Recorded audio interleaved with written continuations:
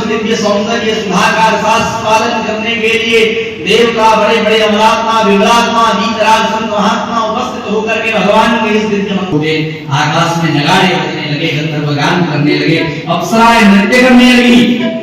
महाराज देवता स्तुति करके पुष्पवृष्टि करने लगे। श्री वामन भगवान की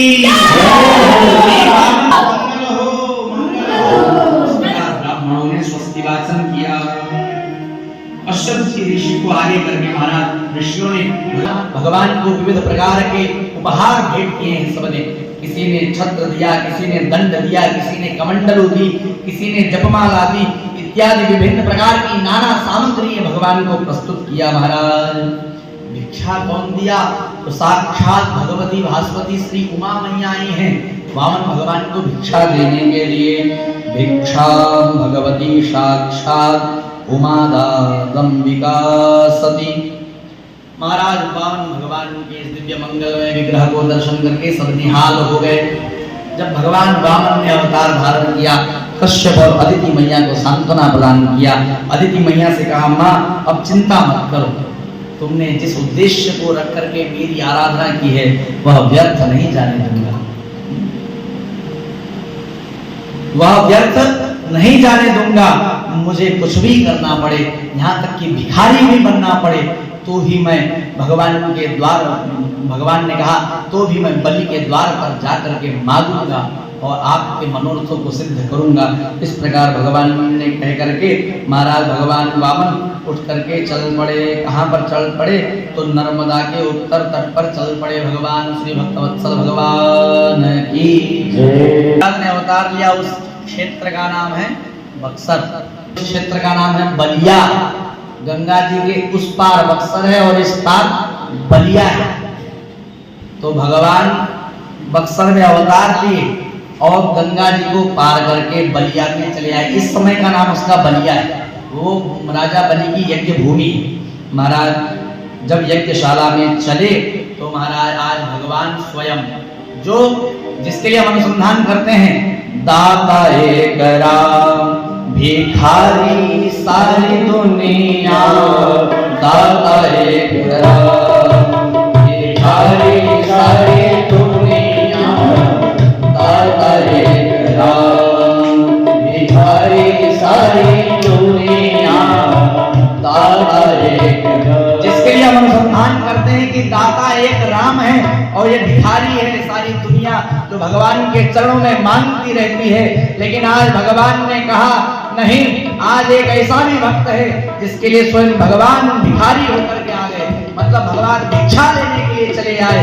और आज दाता तो भगवान का वह भक्त बलि है महाराज।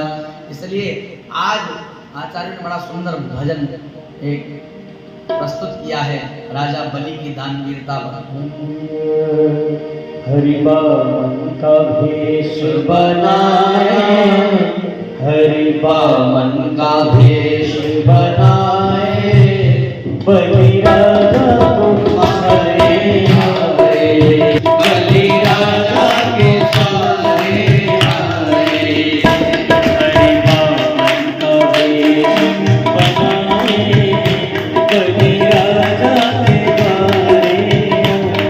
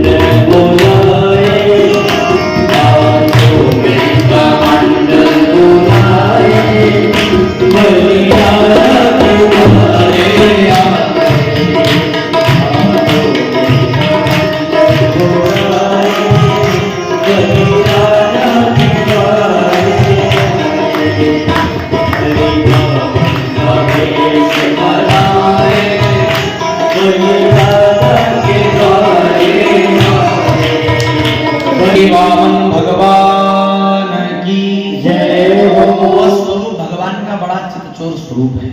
जैसा कन्हैया की बाल लीला है, ऐसे भगवान वामन का दिव्य स्वरूप है। भगवान के छोटे छोटे हाथ, छोटे छोटे पैर, छोटी छोटी लकुटी, छोटा छोटा दंड, छोटे छोटे कमंडल, छोटी सी छत्र और छोटा सा भगवान ने वस्त्र, क्या नाम है, छोटा मतलब छोटे से एकदम बच्चे जैसे, बच्चे ही हैं, वामन का स्वरूप भगवान ने धारण किया और अपने छोटे छोटे पैरों को बढ़ाते हुए राजा बलि की यज्ञ भूमि की ओर भगवान चल पड़े। आचार्य ने बड़ा सुंदर भाव किया है कि महाराज जब भगवान वामन नर्मदा के उत्तर तट पर बलि की यज्ञशाला के निकट पहुंचे हैं, भगवान का वह तेजोमय दिव्य विग्रह जिसको देख करके सब मंत्रमुग्ध हो गए। भगवान जब बलि की यज्ञशाला की तरफ बढ़े, महाराज वहां पर शुक्राचार्य की अध्यक्षता में मृगवंशीय ब्राह्मण शास्त्रीय विधि से बलि के लिए यज्ञ करा रहे थे। बलि के वैभव को बढ़ाने के लिए यज्ञ चल रहा था। उस यज्ञ में जब भगवान वामन पहुंचे हैं महाराज, राजा बलि ने दर्शन किया। राजा बलि ने जैसे ही भगवान वामन का दर्शन किया, महाराज उठ करके खड़े हो गए, दौड़ते हुए आए, भगवान के स्वरूप पर मोहित हो गए, हाथ जोड़ करके कहने लगे, महाराज स्वागतम ते नमस्तुभ्यं ब्रह्मन् किं करवावते ब्रह्मर्षीणां तपः साक्षान् मन्ये त्वायवपुर्धरम्। राजा बलि महाराज भगवान के उस तेज को, उस कांति को देख करके महाराज इतने भाव में विभोर हो गए, कहने लगे, आज तक ऐसा तपस्वी ब्राह्मण, ऐसा तपस्वी मैंने कोई देखा नहीं था।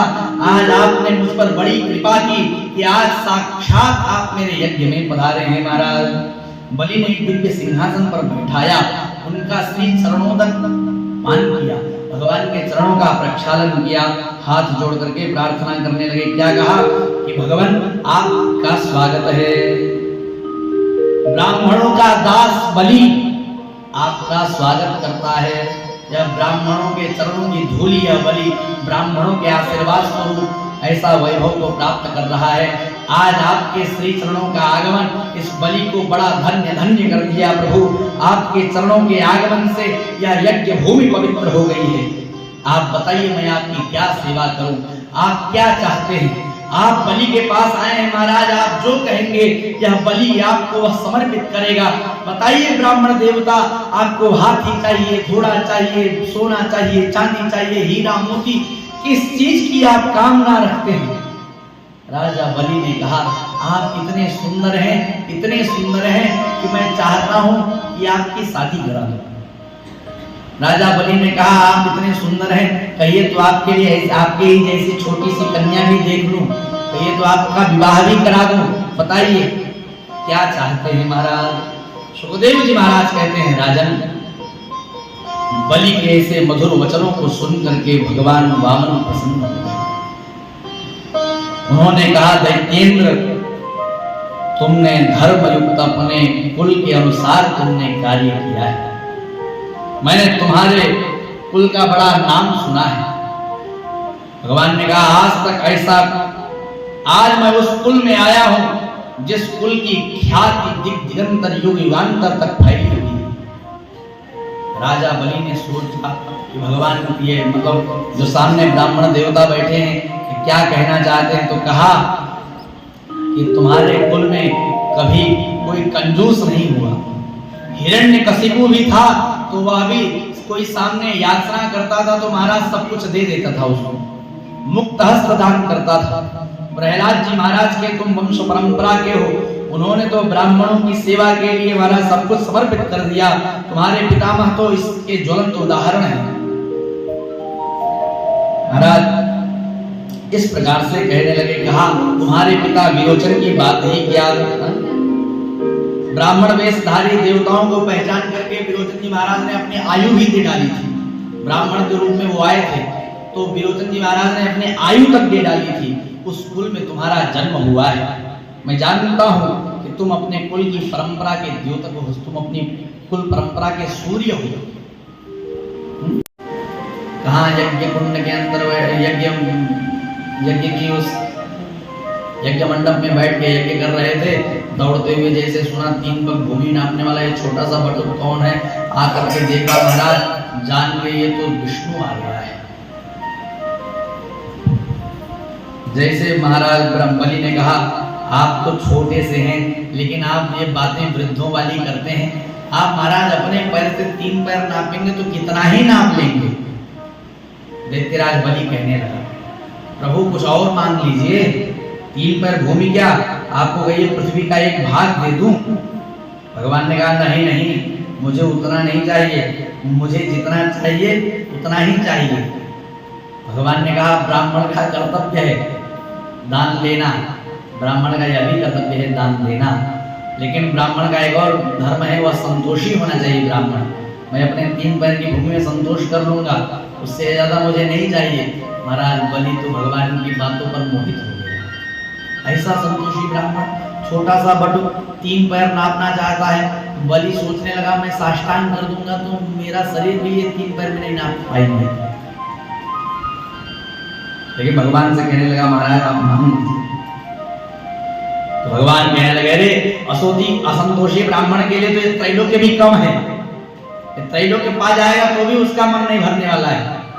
मैं संतोषी ब्राह्मण हूं, मुझे ज्यादा लालच नहीं है, इसलिए तुम केवल मेरे ही पैर से 3 पैर भूमि दे पाओ तो दो।